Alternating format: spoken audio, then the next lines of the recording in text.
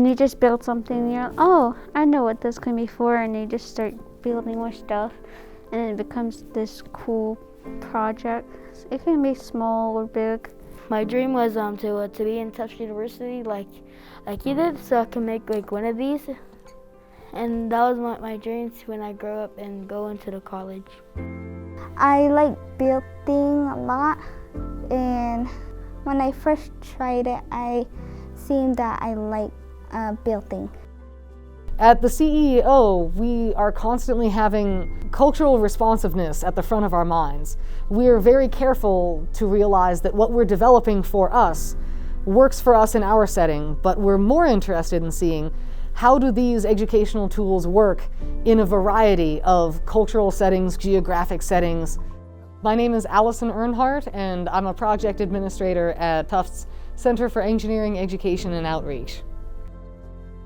I've been the project administrator for our involvement with the Tech and Play initiative. Smart motors are an idea that we've been developing at the CEEO, basically trying to solve the problem that come along with trying to teach robotics. Ja, Tom Thomas Initiative, Austrian Nestle, Alsace Lorraine Chin, do Germany Dashache, Lithuanian Dashanala. And I am fortunate to be our 5th and 6th grade classroom teacher here at Little Singer Community School. I see smart motor as more complex technology and dynamic sets of systems. I think of them as tools that our children need to learn how to wield, how to use for nurturing within their personal lives and protecting in their personal lives. At the same time, each and every robot was very unique to the identity of the child. One of the main reasons why we wanted to bring this to the Little Singer community and have our students try this out is that we wanted to see what kinds of crazy and creative ideas they would come up with. My name is Ariana G, and I'm in 6th grade. I just wanted to make a Ferris wheel because if I wanted to see if I can make it. I just like carnivals, that's why. It was actually fun when I tried it. It was so cool. I like building a lot. That's extremely cool.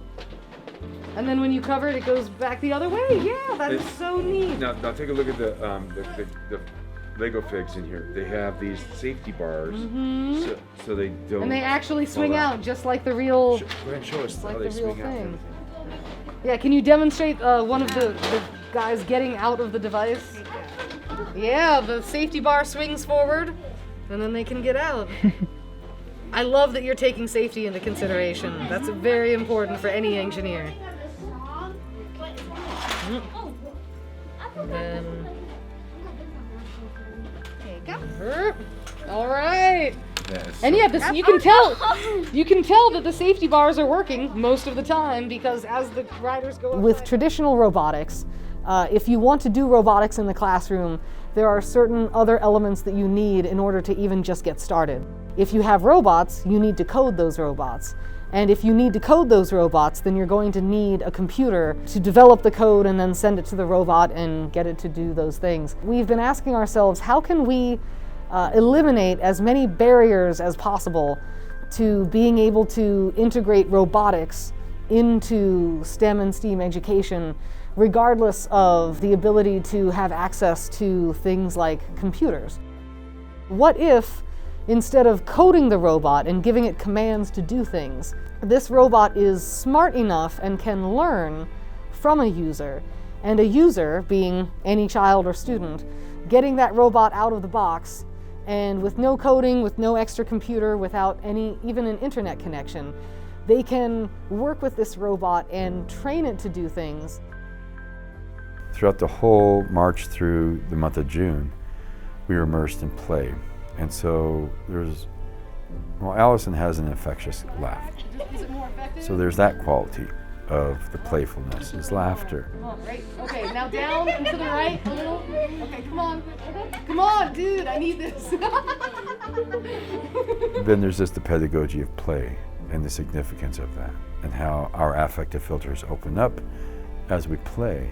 And then that also makes it so that we're more conducive to learning how to to do something like coding. It was a lot of play, it was very fun, it was very engaging, and it was informed. They were thinking engineering while teaching us how to build with the engineering design process. And so it's the way they were thinking that informed how I need to think as a teacher who I'm working with and teaching engineering, teaching children about how to apply the engineering design process. What could you do with it? What kinds of things could you make? Oh my god, that's so cool! Oh, my hand hurts. Oh yeah. I am Anton Doki and I am in 6th grade. Well, the funnest part about it was about making it. I wanted to be to make it out of like a movie reel still. It's a robotic moving, and this robot has a shattering function. The first test I tried on this, it was a different design with a bracelet, and the reason why I got rid of that design because it hurt my wrist a little. There's no way to like show like a product that hurt the user's hand. Bringing the smart motor idea to the Little Singer community, we want to be careful to work hard with the teachers who are here. I've been collaborating with Tom since March on making sure that everything we do is culturally responsive to this area, to these students, that everything we're doing is done with them rather than to them or for them. As a people, the Net people, a lot of our foundations and what we learn and how we learn is based on storytelling. My name is Wilfina Vicente and I teach Navajo language and culture here at Little Singer School.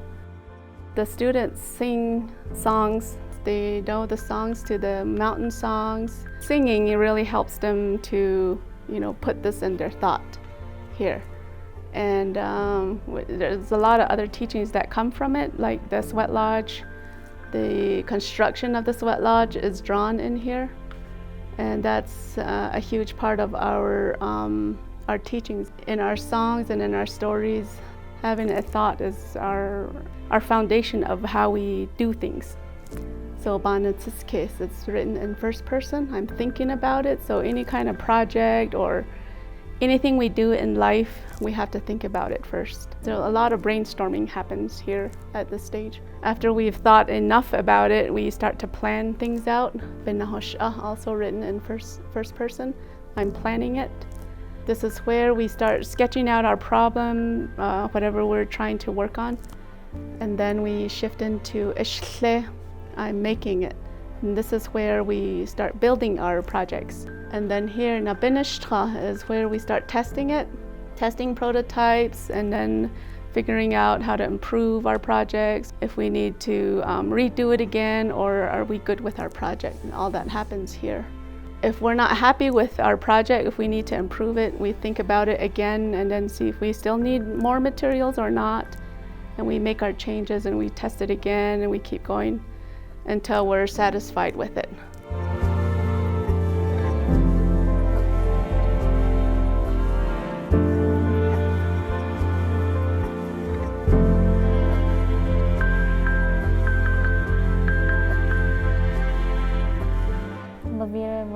Mini goats, and I'm in 6th grade. Making a robot from Spike primed kit and app. It's really fun to build with Miss Earnhardt and her helpers, Miss May, Miss Nicole, and others. They all help her with other students, so Miss Allison won't be alone. Some people, they have the same ideas as other people. Thinking to join like a building team, kind of like Miss Earnhardt's where she works. Probably like something like that, but around here, because I don't want to be that far away from home. They learn the stories with it, and as well as applying, how their ancestors already knew a lot of these things, and just to bring those kinds of thoughts and feelings back, and then so they can know that, it's always within them how to construct things, how to build things, how to be a successful person, because it's always been there through their language, through their stories. We were learning from each other, and so we got a chance to honor each other as learners. Children can take risks, but that means us as educators, as teachers, we too must be able to take risks, and we'd be able to need to create that space within ourselves to take risks. And then I, as a teacher, didn't have to feel locked into a certain role of having to know when it just doesn't work that way. It's going to get messy. We're going to fall down, and we have to learn how, when we're picking ourselves up, what that was all about is within our lesson, let's say. Redesign the lesson or redesign in the moment where the questions are going, so that the outcomes are better and the children are happier and they have experienced more intrinsic rewards than they would have otherwise. I think that's part of it. We intend to continue working on the Smart Motor project for a significant amount of time, and we would love to partner up with other schools and other educators to continue to see how do these smart motors play out in various settings, whether it's different cultural settings, different socioeconomic settings. Another barrier that the smart motors try to remove is that of language. If the robot can be trained right out of the box with no code, no internet, no computer, will students in totally other different country have the same experience as the students here in Little Singer? We want to keep exploring that, and we're looking for allies and partners to do that with us. There's certain ways of teaching and certain projects that bring out qualities of our character and our personality and our personal identity. Certain qualities of our character really come out full force. And this was one of those experiences this week with several learners across the room. And I'm very grateful to Tufts University, Karma as its own nonprofit, and the Little Singer Community School. I'd just love to say that I'm just so thankful and grateful to have this experience this week. It's been so fun and so amazing to work with these really brilliant and really creative kids. It's just been an honor and a pleasure to work with them, and I look forward to continuing this collaboration.